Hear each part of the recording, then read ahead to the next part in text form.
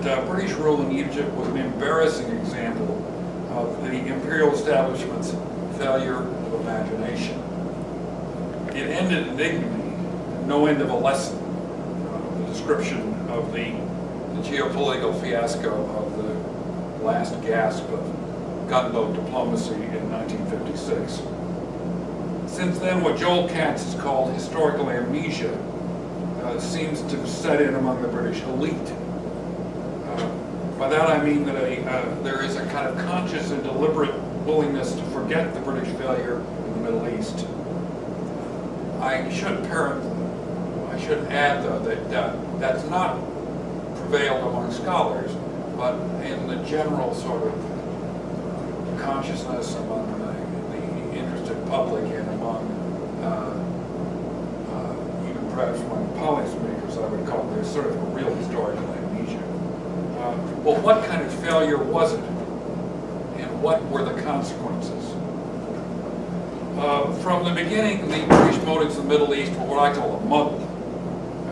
Bob will outline in some more detail the general nature of this, but he particularly, and then Roger Adelson, who we would have liked to lure here, but he's off running around South America, as it turns out, have sketched out the confused nature of the British influence in the role through 1914.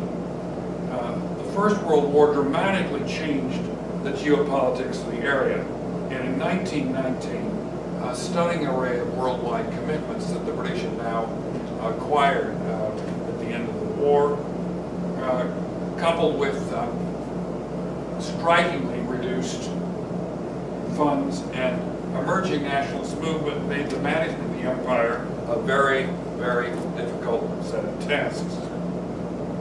Now, immediately after the war, there were popular revolts in Egypt and Iran against the British, which were suppressed by units of the British Army and local levies.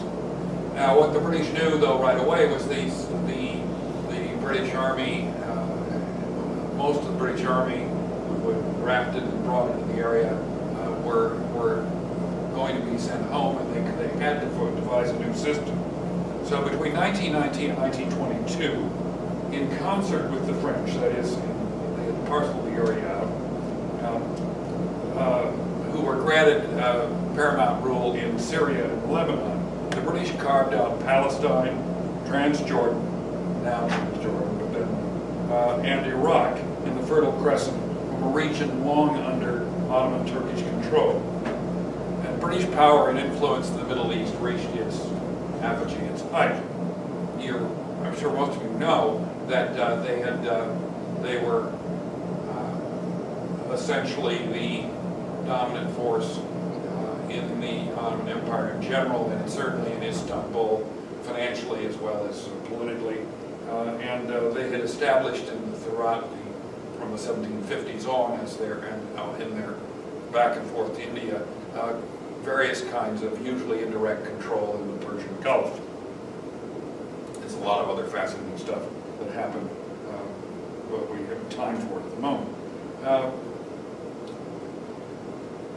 Palestine was managed more or less directly under the fig leaf of a mandate of the League of Nations. If you visited the state of Israel, it amused me to see there were streets named after, there's a bridge named after Allenby, which you would cross. There's streets named after the various pro-councils of Egypt and various other remnants of British, limited British rule there. Egyptian affairs were continued to be directed by ostensibly the British cabinet, but mainly through specialists in the Foreign Office. And the real of Egypt, through the end of the Second World War, was a senior diplomat backed by his advisors, British Army units, and the Navy, which was wheeled in and out, or sailed in and out. You can't wheel a Navy, sailed in and out. And in fact, later on, the RAF.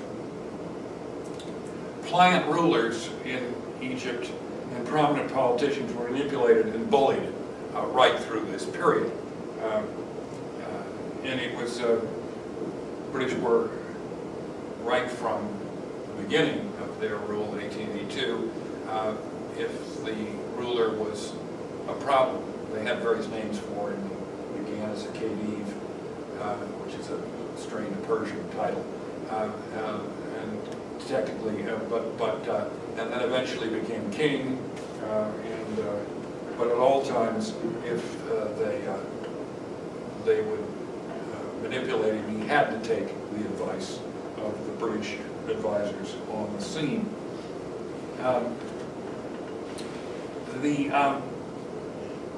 In Transjordan and Iraq, sons of the Hashemite family or tribe, I'm not sure how to describe, sociologically how to describe the Hashemites, the rulers, the traditional rulers of then of Mecca. The British had supported them during the war and the Arab Revolt, and they were installed as rulers in Hussein in Iraq, and Abdullah, the first Abdullah, in Jordan, Transjordan. And they were installed by blatant manipulation and force, and just out and out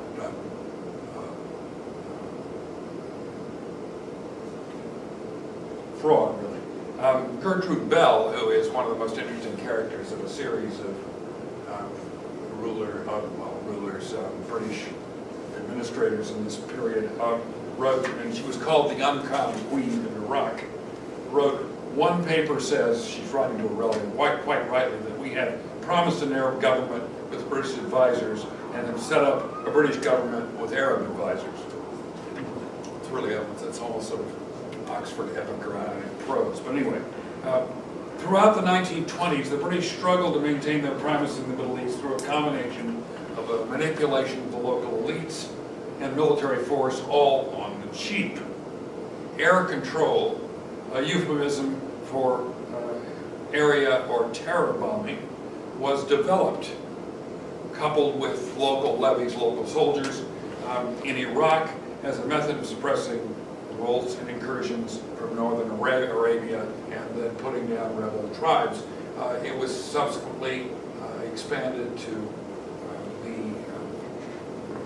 Afghanistan, and in fact a friend of mine sent me a fascinating film made by a British RAF pilot detailing one of the campaigns in the middle 1930s when they were bombing villages in Afghanistan, or actually in Afghanistan, Pakistan, the very area that we're now wrestling with as before. And they had reasonable success with this. Priya Satya, who plays Peter Stanfield at Stanford, has argued in her book and in a series of articles that this practice became the basis of area and terror bombing during the Second World War. In fact, Arthur Harris, General Harris, Bomber Harris, was involved in Iraq and probably in Afghanistan in this period, and came to believe that the tactics and all would work in the Second World War. Although there's a lot of other levels of analysis. In all three units, in all three areas, units of the British Army worked with the police to keep the lid on. The local elites, as I've said, were suborned and bullied. There's a whole series of black humorous episodes that